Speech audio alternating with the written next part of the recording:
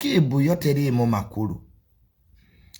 Era Shakib bawa Zari taida na kujesi bako wadde. Kubanga audio eyatebwa promoter eyeita promoter omukyalo oyo mu Tanzania nenga amanyi Oluganda nga Zari ayogera kubawe Shakib temuliimu nnyo makulu. Era saagala n'ekyo tukyesibeko.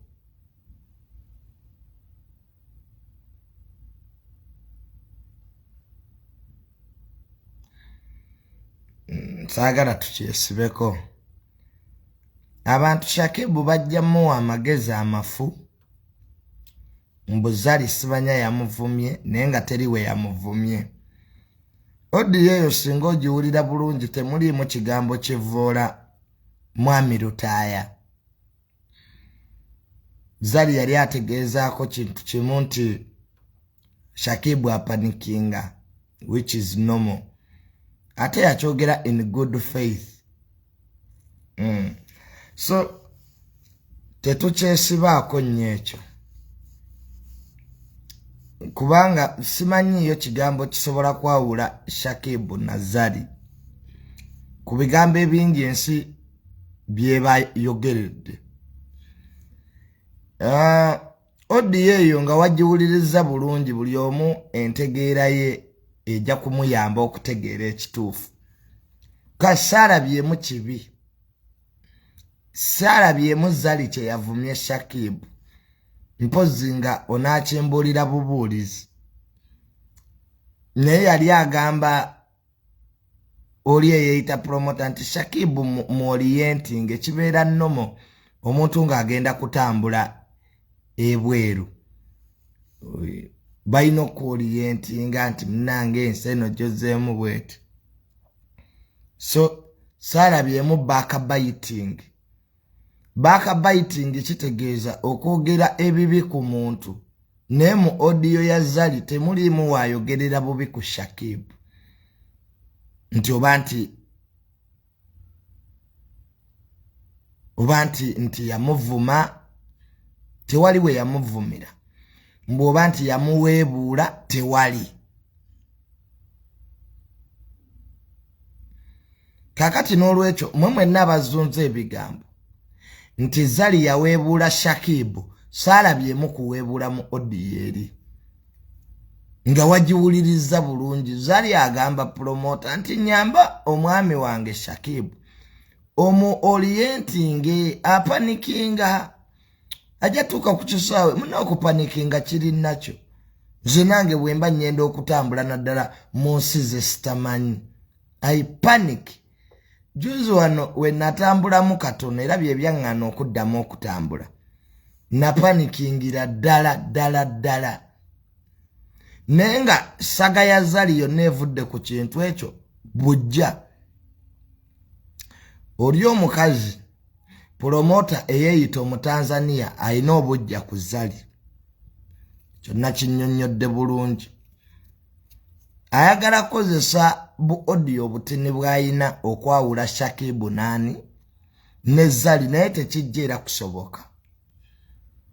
Kubanga ndooza nti ebbanga Shakib lyamaze ne Zari naffe ababamanyeeko akatini be bantu abasinga okweyagala. Era Zari bw'aba ayogera ku Shakib amuyita my husband. Bakyala nno batono nnyo abayita babba baabwe my husband.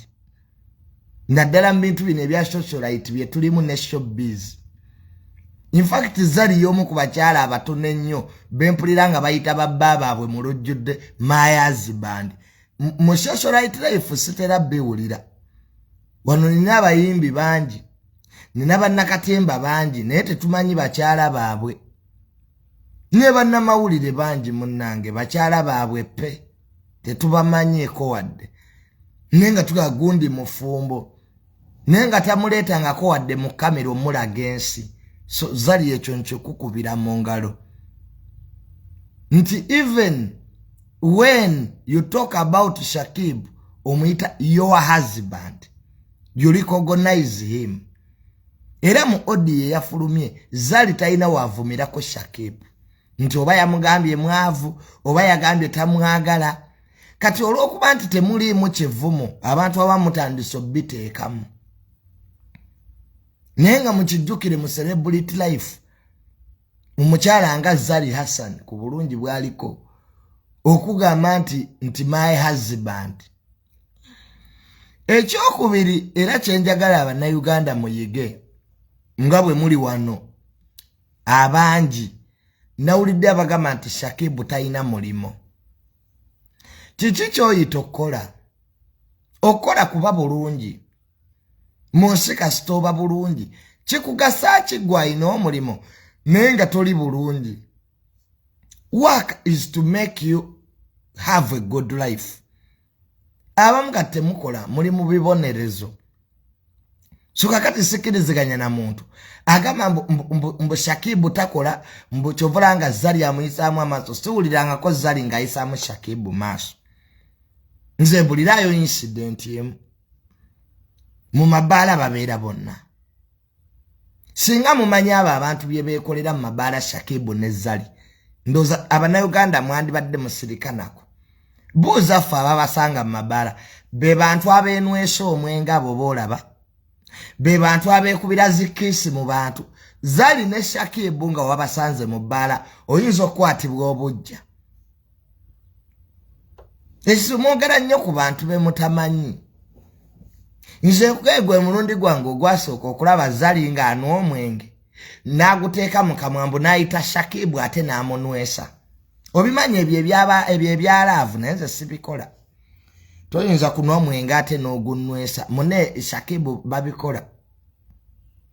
So deep inside we wabaayo couple ne marriage gyensuubira nti tesoboka kuseparatinga. Donzera wamma nkutumiddeko nnyo ogamba ki maama Amerika ebintu ebyo Donzera nange wabinkolanga ebyo ebyaki ebyala ara doni nonno nawe ina love segera. So Donzera nkutumiddeko nnyo maama Amerika nza ate otakoogerako doni ennaku zino abantu beewuunya doni obudde tokyayina ebifaananyi byoteekayo bya makampani. Doni yakola kampani Donzera alina kampani ze dollar events naye Donzera ekintu nga mukiwanise emotoka yagula ine emotoka y'amaanyi. Donzera wajja wano emotoka zatambuliramu alina poloti ebusaabala. Baŋŋambye maama watandika dda okusitula ebizimbe ebusaabala awo. Donzera baŋŋambye watandika okusitula ebizimbe ebusaabala awo. Maama Amerika weeyagale ate ani agaana? Abaali batakuwagala baakwesonyiwa Donzera towalanikika kubanga ekyamazima esente zo gwe ne sente muli baaluganda. Omwana w'omusiraamu bumaali muli baaluganda Donzera.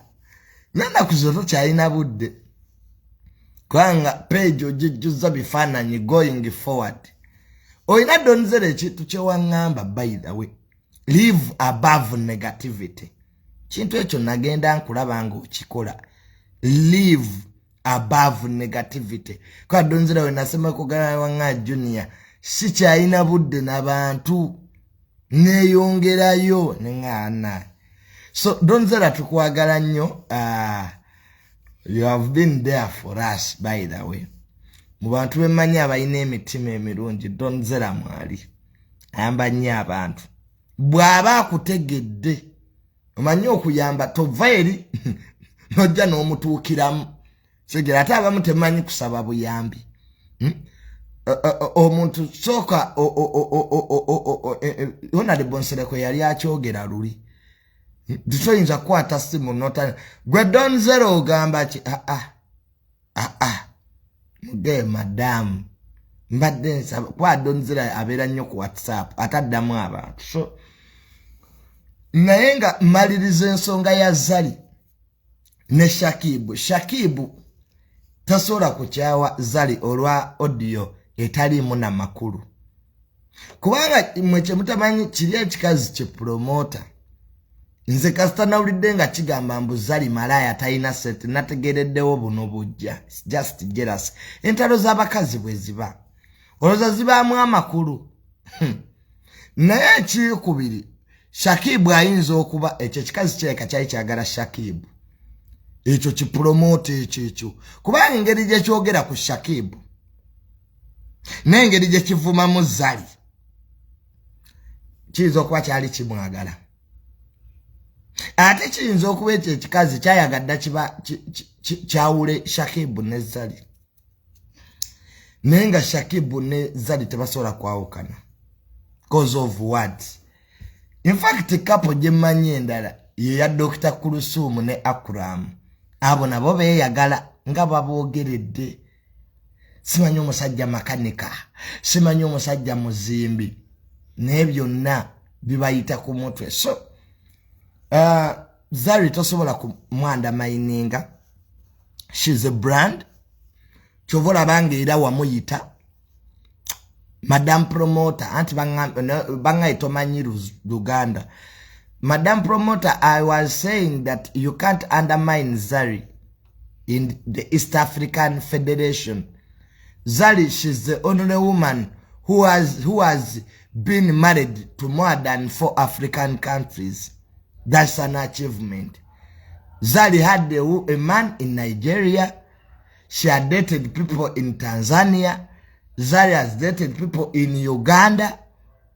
Zari is a representation of the East African community. So you can't undermine her. She's the true representation of the East African Federation. Zari. She's wealthy. That's why you called her. Why did you call a woman whom you think she has no following? Madam Promoter. Zari is a brand, that's why you are calling her to come to your party. So if you are saying that Zari ate your money and she didn't work, where is the agreement? Was it verbal? What was Zari's responsibility on that party? Because as you are saying, Madam Promoter, that it is you who wanted Zari's services, not Zari wanting your services. That's the main point. The rest is background noise. It is you who wanted Zari's what? Services. Not the other way around. Now, Madam Promoter, let me teach you something. If you want people's services and you can't pay them the money they want, they won't work. Even if you have put in visas, even if you have bought tickets for them, even if you have bought hotels, that is not payment. Those are packages of the job. Madam Promoter, so many people come to us to advertise their businesses. And they give us packages that, Junior, if you advertise my business, I'll pay you my 1M. That is now the money I will be getting. But if you pay a hotel, you pay a ticket, those are business packages and not part of payment. Are we together? Madam Promoter. So, Madam Promoter, you are just jealous of Zari. Everybody has seen it. Why do you call a colleague, a workmate, a person you invited, a prostitute? Has Zari ever stole your husband? How can you say that Zari doesn't have money? Madam Promoter, are you normal? Are you okay upstairs? Do you even reason? Now, let me teach you something, Madam Promoter. What do you call poverty? How can you call a poor person? To give you poverty? By the mere fact that you called Zari, Madam Promoter, that was a win enough that you have recognized her. Why do you call a poor person in UK? Do you know how many times Zari has traveled? You think it was her first time? You think Zari has dealt with Zero, Madam Promoter? Hatumugate tumanyi luzungu. So you even went ahead, Madam Promoter, to say that in Tanzania, she's hated. Okay, let us take it like that. Let us now look into your submission. If Zari is hated in Tanzania, why are you abusing a person who is hated? Why do you waste time abusing her? If you know people hate her, lwaki oba omuvuma Madam Promoter ate ogambye tebamwagala lwaki oba omala obudde? So it is just jealousy. Madam Promoter, you are just jealous of Zari's brand. Your party flopped. We know that.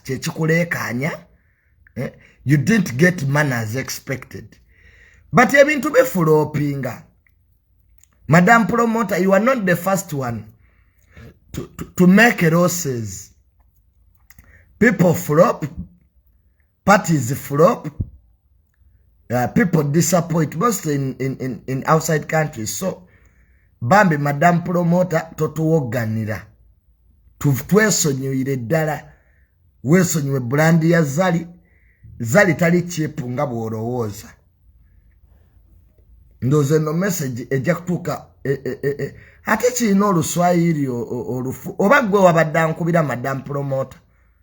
Kwa nawuliddeyo ankubira mu luswayiri ti bibi anasema biki genda weeyerusize muli kali kyonna kibi. So ebyo bye bya Madam Promoter. So Madam Promoter tukusaba, we Ugandans, we are not going to support you. Okay? Zari is a true representation of the East African community. She has dated the men across Africa. And she has been successful. So you can't undermine her legacy. They know Zari in Nigeria. They know Zari in Tanzania. They know Zari in South Africa. They even know Zari in Uganda. So why don't Zari Rachtabira chairman wa AU? Zari is fit to be the chairman of the African Union. Ngojo muvuma bwote yonga tusirisa.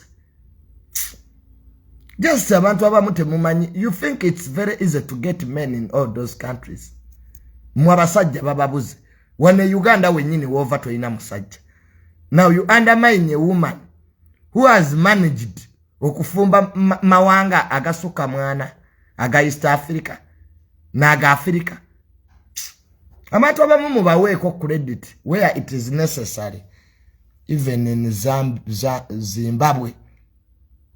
Even in Zimbabwe. Mbo auntie is a prostitute. Bambi si prostitution. Those are qualities. Now we fumba yokali. Nzenjekala abantu abamu wamma tubaweeko credit. Tubasime nga bakyali balamu. Omukazi wakusinga nga obulungi togamba nti malaya. Abakusinze businze bulungi. Appreciate beauty. So Zari is a brand. But Zari was invited in London because what you call achievement of dating in different countries. They date her because of her beauty. Era nange Zari era singa teyalina Shakib. Twandibadde era twakwa yanyirira. Nali sirabangako omugenzi Isima nga afukamidde. Zari yafukamiza Isima. Zari yafukamiza Isima. Sibanagaba nango mukyala awunya bulungi. So Zari, we are behind you. Don't waste time with that promoter atayina sente. Tomala budde na promoter yatakola ki atayina sente. Wabaddewo bu video busatulatinga naye nagenza okuzuula tebwabadde bwa Pretend Nicole. Bu video busatulatinga ku social media si bwa Pretend Nicole. Si bwa Pretend. Genda ali motoka yango ndeteyo kastambi. So sibwa pretend Nicole bu video wabadde busaturating. It was somebody else. Tebwabadde bwa pretend Nicole. Chishira. Alien skin namwogeddeko ejjo ne mumanyira nga munvuma. Ekyanjogeza ku alien skin kyabadde ekintu kimu. He disrespected omuwala wa Sanyuka TV Tracy. I know Tracy personally. Alien skin bwe yatuuka ku airport gavudde ebweru. Omuwala ono munnamawulire yakola mulimo gwe ng'amubuuza ebibuuzo Alien nga taddamu. Ekifaananyi ekyo kitaalabika bulungi nnyo. Ate Alien ekyo kyo tetwandikivumiridde. Yamala n'agenda ku TikTok live yoyo Alien skin. N'atandika okumanyira ab'amawulire nga kakkanya omulimo gw'amawulire. Alien nkubuulira ekintu kimu. Tojja kumanyira mawulire nga weetuli. Tonnatuuka ku eyo level. Tonnaba kugituukako. N'otandika Alien okugamba. Mbu simanya, mbu ab'amawulire abamu simanya tebaakuwagira. Which is okay. Si buli omuntu agenda kuwagira. Naffe era tebaatuwagira. Naye bw'oba oyagala kutandika kulwana ntalo, tojja kusobola Alien. Stage gy'oliko wandibadde ogikozesa okuzimba brand egenda okubeera sustainable. Nova mu bino ebyekisiru eby'enduulu. Nozimbira ddala sustainability. Wano mu Uganda is about time. The cost of time. Leero ina abantu. But can you sustain it for the next 1 year? Bana abakubira enduulu batijja butizza abamu. They don't know even what they call a music brand. Omuyimbi abaako ebigenderako. Nawe ekola ebintu bisatu Alien funa manager.